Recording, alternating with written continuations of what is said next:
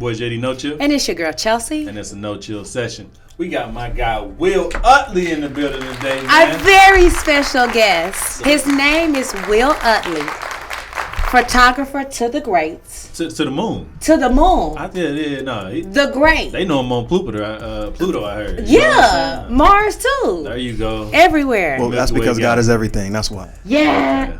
That's because God is everything. I want to interject when you said photographer to the stars, only because I think that by heart I'm a storyteller, but I use photography as my means of art. If I was like a cook, I'd be a culinary whatever, but I think it's just that I'm a storyteller by heart, and then photography was the means that I found to be able to tell stories. Okay. That's why. But I thank you for the vote. You listen. You good, Queen. I'll say before we even get this interview started that I've had the pleasure of working with Will on multiple occasions. He is the photographer for my family. We do all of our Christmas photos through Will, and we kill. If you don't know, I'll drop those when we drop this interview. But man, I feel like they come out great. I'm honored. And this is why I had to get you in the studio with my guy JD and you, because one, just talented black men coming together. And then talented black men who have morals and values. That to me is a rarity. And then morals, values, you talented, coming from different states, following your passion, following what makes you happy. I salute you both in this moment. Will, it is a pleasure, and I'm glad to have you here. I want this interview, it's not about it going viral, but I want the people to know just how dope you are, because you do photography and then you're an amazing dad of two very handsome young boys. I wasn't supposed to smile this hard this early in the interview. But let's pop it there. She's dropping jewels. Let's pop it there, though. Words Thank are you, powerful, Queen. man. That's real. Yeah. No, words are very powerful. How has fatherhood? Because when I met you, Will, you were not a father. Oh, no, we met in the club. Amen. Amen. We did meet in the club. Amen. We did. Hallelujah. At a day party in Hollywood. Day party. Yes. Yep. And well, that's another. We'll go there. We'll go there. Before we started pushing record, we said there's nothing off the table, so you might get some realness because this is No Chill podcast. Very happy to be here. Fatherhood was the question. How has it? How has it changed your life? Or has it? It's changed my perspective on how black men are seen, how they're appreciated in this world.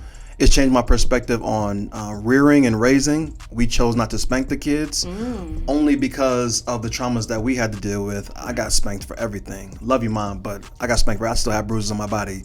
And it was just because it was rather her discipline than the police discipline or gangs discipline. But at the same time, there are blocks I feel like I have in my head of things that I have to continually remind myself that it's possible to do things versus the no's you would hear that would shut down your mind process when it comes to figuring something out. So we've chose a different alternative way of discipline, hoping that it breaks stereotypes and chains, hoping that it does. But if they can be better because of that different choice, we are better pro-black. They say the best pro-black thing you could do is marry a black woman and have black children that are thriving in society. Yes. So hopefully we are thriving in society because of the children that we're choosing to raise that way. Yeah. So that's changed me in a huge way. My hustle has increased. My alignment with whatever my purpose has increased. The way that I carry myself has increased. Bless up. And I'm honored.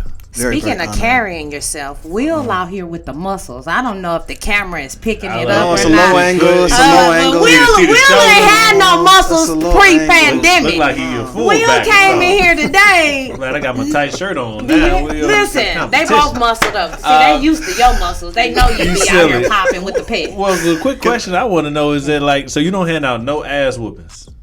I've never handed an ass whooping out to my children. I take the creativity and ass whoopings on my photos. Okay, I'm not sure if I interpret that well. So no ass that aggression that I energy, have, that I energy. give it to my photos. Okay, all right, I get it now. Yeah. Okay, all right. Yeah. That's I like that. You taking that energy, good or bad, and you say, I'm gonna put it towards something constructive. Yeah. That's honorable. We really got beat for the dumbest things. Yeah, we did. I know. Like, yeah, we did. Like, beat. I mean, I didn't pronounce a word correct. I got hit. Like beat. Yeah. And I don't know if slavery and trauma have. For sure. So then. For sure. It's been tense because that's not how I was raised. Never been to jail. Not that you're proud of going, whatever, like that. But that's the sad part about that is an accolade to say I ain't never been to jail. You know what I'm saying? I'm doing it right. That should be the norm. But it's like, yo, this is the accolade now. This is what we say. Hey, this is a credible part to put on your resume. I ain't never been to jail, bro. I've been out the system. I've been good. Like, you want a cookie? But you have to overcome, like he said, so many things in your mind though because of whoopings. I can only. I mean, I'm not a man, so I can't speak how men have to unprocess, unpack things. Yes. Constant because you guys don't even have a safe space to do it. Wow. These things you're not. So if you're struggling with something, but you've been told you can't talk about it, I can just only imagine the confusion that's going on mentally, that I have something that's going on within me, but I don't have anywhere where I can go and talk about it. So then to acknowledge it in yourself, to then make an active stance and say, not with my kids. I'm dealing and I've had to unpack enough for 2 or 3 generations, so I don't want to do that. I get that. Yeah, I did whoop Bailey. I don't any longer because it felt traumatic. So if we go ask him right now, he will tell you I don't whoop him. He ain't gonna say last week.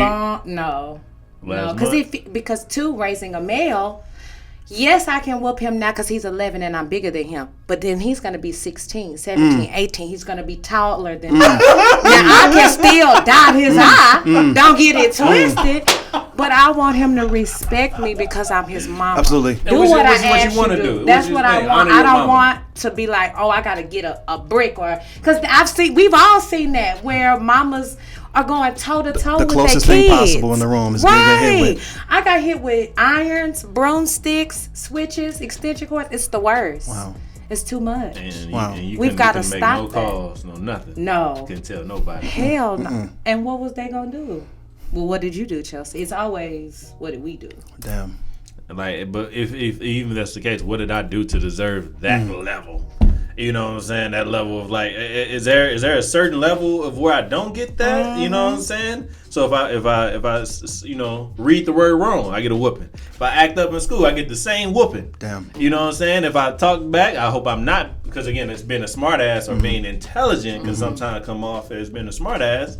You can't know too much information. You get a whooping. So one thing I've noticed as well in parenting is that not all children are the same either. And so then therefore the kid who's innocent and means well, that might spell something wrong or do something different, does he deserve his ass kicked or does he deserve to be talked to? Now the kid who's bad wilding out, I could understand that portion. Yeah, consistently. Yeah. One thing that I saw online that Queen Chelcye did was Bailey did something in school, whatever like that. She made him do push-ups and even join him. I was sitting there like, how brilliant is that? Yeah. Because it's like I'm making you stronger to get that energy out. Plus, I'm not necessarily disciplining you. She was in the self doing a ussy, like, hey, you see this? That's what I'm doing to him. No, we're gonna go hiking later and all this stuff. I'm like, yo, that's a creative way of discipline, but doesn't have to always be the beating. Yeah. Is what I'm getting at. I'm not saying anybody's wrong for that. I just trying something different to break some curses, make some millionaires, because some ethnicities don't get beat, and you see them thriving. So again, so how did you ever get into photography, sir? Like, how much time we got? Well, let's wait, not the long story, but again, how did you get into photography? Because you at a point now where I see it, and I even saw a video that you posted 6 months back. And I'm glad you're doing better now, you know what I'm saying? You had some bad stuff happen, but you still up, you know what I'm saying? And you've been doing better than what you was 6 months ago. Yes. You know what I mean? But what got you into photography? Let's start there. My parents divorced when I was 8. Okay. And me being a mama and dad's boy, I want to cry. Moments were huge for me because we don't get them often. So I figured, is there something I can do to capture this moment before, it's over.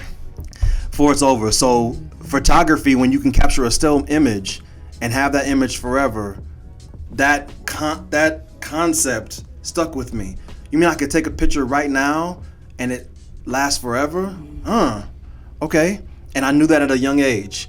Mom couldn't afford a camera when we were coming up, but that was something I always said I'm gonna get my hands on one day. And then the opportunity came when I was in the military to buy my first, professional camera, and I just started shooting everything. All right, what branch? I was in the Army. All right, cool. Oh, yeah? Yeah. Oh, thank you for your service. Thank you both for your service. No, for real, I wasn't really doing nothing. You know what I'm saying? I was okay. But I was being traumatized for 6 years. That's it. Thank you for your service. they ain't even get me. Thank you, Will. But go ahead, continue what you was saying. So it was in the when I got into the military, I was gonna be a physical therapist. I was like, let me do something that's gonna bring money to the family. Photography, directing ain't it. It's not for everybody. I don't know nobody in the industry, stuff like that. And then my friend bought me a camera, or he bought me a book that said, how to shoot a movie in like I think it was 2 months with a budget of like 200. The title was something like low budget filmmaking or something like that. I read it in a weekend and I was like, I'm changing the course of what I think I want to do, because I'm putting my life on the line for this country to get this college education, to do something that's going to bring money to this family, versus me putting my life on the line to get money to find something I want to do. And that was the catalyst for me. I said, this is what I love to do, and it's over for me. And I haven't looked back since. I had little jobs in the meantime, make them ends meet, but photography related things have been my purpose. And I realized that at a young age when I was trying to capture these still images. That's how I first got into it. Everything else was learning experiences, for sure. I mean, as it should be. Yeah. Again, if you don't practice, what I'm saying, you don't get better. Sure. If you don't put yourself out there, you won't never get any kind of better. So the fact that you did, because again, that even takes courage of itself to go out and say, I'm gonna do this, even not knowing, because I'm pretty sure in the beginning it was kind of like people say, you know how to take pictures? Yeah. Listen, I had to pay people to get in front of my camera. Like, I would pay people. I was like, hey, I got $50 for this weekend. Can I shoot you for an hour? Nah, let me see what you got. Nah, it's not really the kind of thing I want to do. I had to pay people. And then it was instance where John DeVoe at the Savoy was trying to book me for something, and someone wanted to book me for a wedding. And I was like, well, I'm just doing photography for free, because I'm trying to figure out my water wings, get my sea legs. And then the guy who was shooting the wedding was like, well, how much is he paying you? I'm like, he's not paying me nothing. I'm just trying to figure it out. And he's like, I'll give you $50. I was like, you're going to pay me to shoot your wedding? Yeah. You're going to pay me? So I called him like, yo, I'm not going to be able to do it because I'm getting paid over here. And it became a bidding war. And I was like, so this is how much I'm worth. Okay. So then I kind of set my prices, and it's been off to the running. But it started at 50. It started lower than. It started at free and him having to pay me. Wait, but my bad. Where we're at now is you're on TV show. Oh my goodness! Tell us about the TV show. Photographer now? I'm a director by trade, photographer by hobby, and I do both. But I'm saying, what were director you on? of photography. No. Okay. No, it was director of photography. Sorry, I hit the mic. Apologize about that if I'm ruining your ears. I learned at Cal State LA how to direct and director photography. Okay. But I do still photography now. But interestingly enough, you have to learn and master one image before you can master moving images. So technically I could, but yeah. You were going to say, I'm on TV. The TV. But tell us about that. Oh, my goodness. So, I've been on TV a lot of times. Which particular instance talking about? I was on Family Feud. Come on, a lot of times. Look at that. Will has been on TV a lot of times. Girl, I don't know which time you're talking about. I'm sorry. I done been on TV so many times. Excuse me. Go ahead. Forgive me, Will, the great. My apologies. It's so funny. That's not a humble brag or stunt. I didn't know which instance she was referring to. The most recent, to my knowledge, Go ahead. with the new TV show that's coming up. Is it on Bounce? About the four brothers? Four friends. Four friends. Johnson. So it's Johnson. It's about four guys who met each other in elementary school and who have the same last name. Not related by mother or father. It's just a common black name, Johnson, especially in the South. So it's about that instance. However, the creator of the show, shout out to Deji Luray, that's one of my best friends. He wrote the show based off of my life and our life as friends.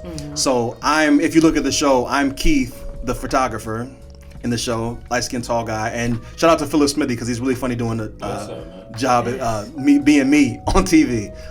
So it's really, I thought it was a beautiful tribute about my life, about dating and trying to navigate things. He used a lot of my real life situations in the TV show, about girls and how I couldn't figure it out, stuff like that. So it's really actually funny, but it deals with some real issues in the Black community that we don't talk about and that are assumed as well, that we're introducing to the main stage and the light, which is really dope. So I was fortunate enough to go down there and be the set photographer of the show and network and figure out, I would say it like this and give my valuable input. But Deji Larray is the creator of the show, who wrote the show about his four friends. Yeah, respect. So you're already, Aretha Franklin had to do songs and has a whole legacy to get a movie. And you already have a TV show loosely based off, and that you came on set to give your creative input about how to say the things that you went through. And wow, teach me. Show me. So, do you hear me? So, oh my goodness, I don't do good at compliments like this. You're doing, but that's just it though. That's why we have to continue to lift our brothers up. That's real. We're not. It makes men uncomfortable. JD for sure gets uncomfortable. I'll tell him, "Oh, you look nice." He don't even know what to say. So yes, but if I could add a sidebar to that, I'm not even where I'm supposed to be. You're right where you're supposed to be. I'm not where I would like to end up. Of course. So therefore, then I can't get comfortable in the compliment because I have so much work to do. Yeah. That's what I'm saying. You take it and you keep going. Yes, but I can't be like, thanks. No, hold on. Why? You can be thanks. Y'all can say thanks. No, we definitely need to take those roses. Again, people give us roses, and again, as Black men, we don't take them as we should. You know what I'm saying? Because at the end of the day, what somebody told me, shout out my guy Steve Owens, man, is that you don't know people's perception of you as much as you may think you do. True. Wow. You make more of an impact on people's lives than you know. And that's something that I'm starting to learn on my own. You know what I'm saying? Again, I'm not where I want to be at either, because I plan to be a whole lot farther down the line. Got you. But where you at in your path, you are so much farther. Wow. And again, not saying no one's life, whatever is going on, but you're so much farther where most people want to be at, are even scared to make that step to even go to where you at. Because don't forget, it's a lot of people that will be in your position be looking like, I'm good. You see what I'm saying? Thank you, God. As for you look like, I'm blessed here, but I want to do a little bit more and a little bit more after that. So no, you definitely right. I do cringe with Chelcye, compliments. thank you so much, Queen. Well, no, I mean that from the bottom of my heart. Thank you. Yeah. I think that's a therapy thing with me, is realizing that where I'm at right now is somebody's apex or their top and their plateau. So I can't.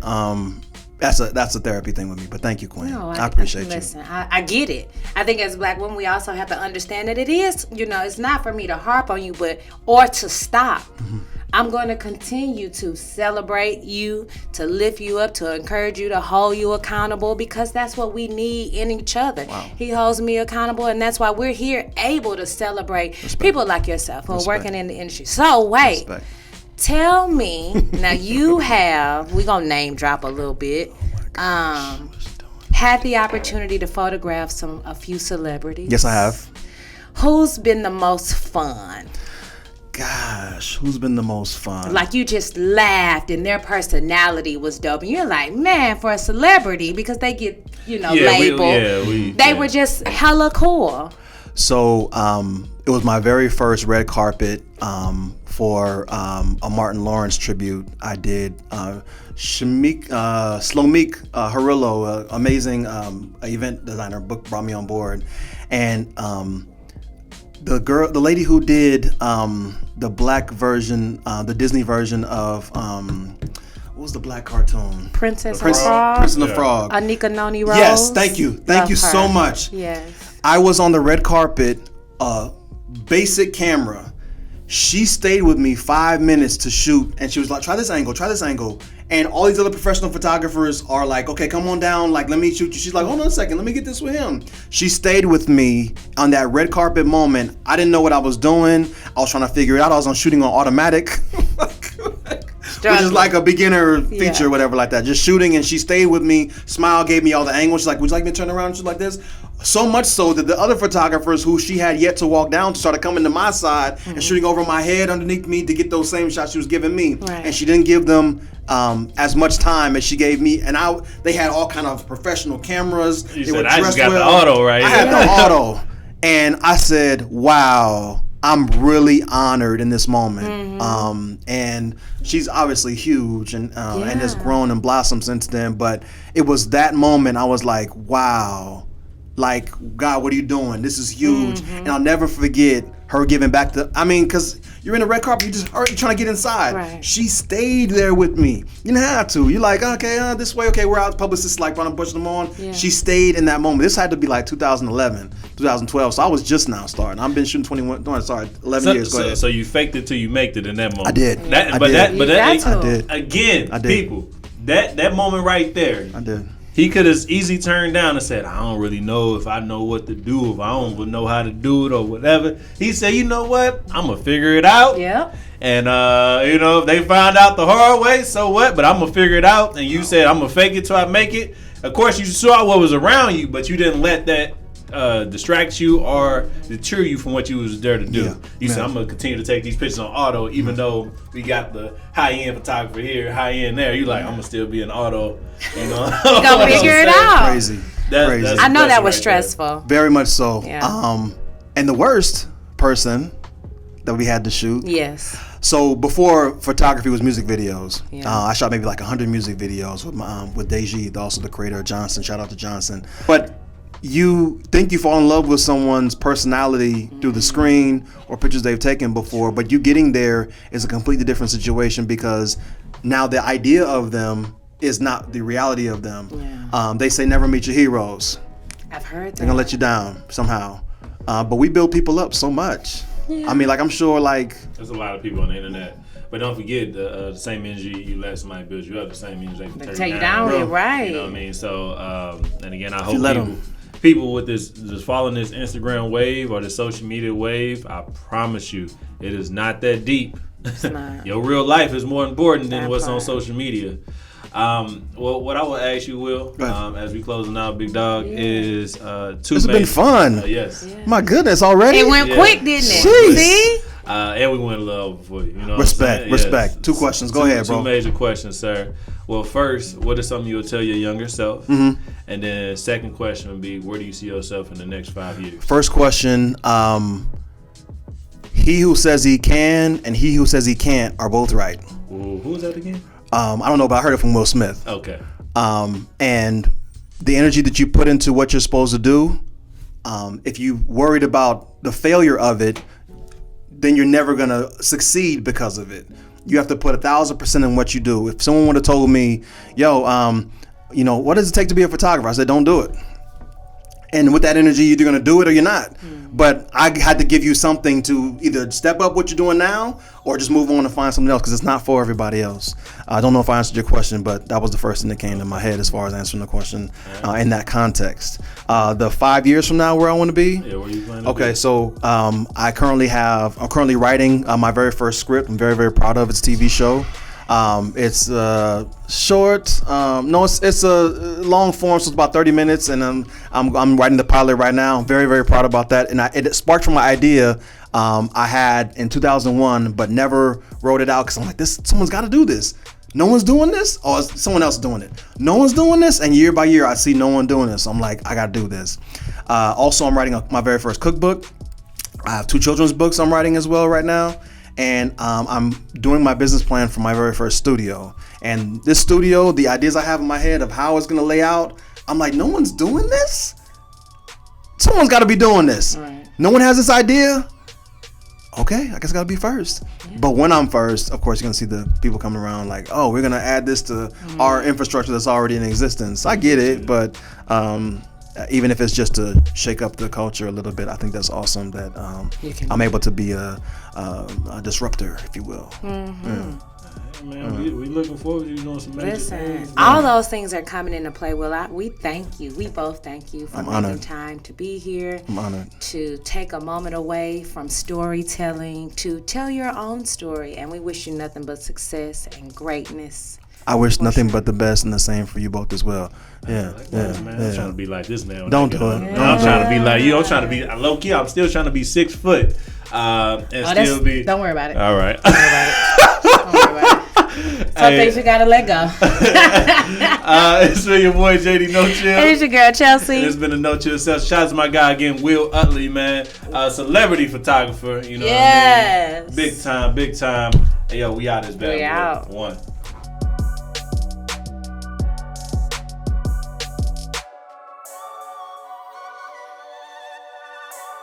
Yo, this is Will Utley, photographer, and this is No Chill Session. Stay tuned.